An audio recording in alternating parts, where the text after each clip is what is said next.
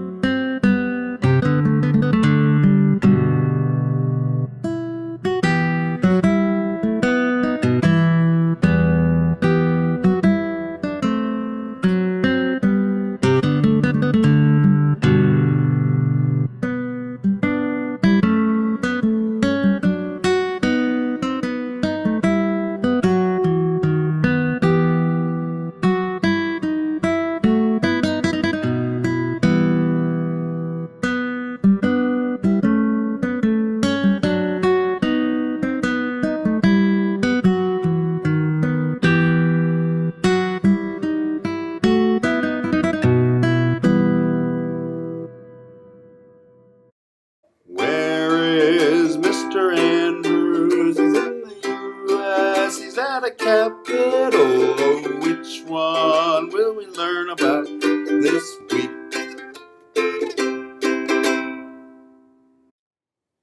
Thank you very much, Mr. Wilhelm. Where in the United States is Mr. Andrews? This is the first installment of our weekly trivia question. Now, right behind me, you can see the state capital in question for this week. Here's me and Mrs. Andrews with that same state capital. And here are some clues that will help you be able to find out this week's state and its capital. First of all, this state is the third most productive agricultural state, following only California and Texas.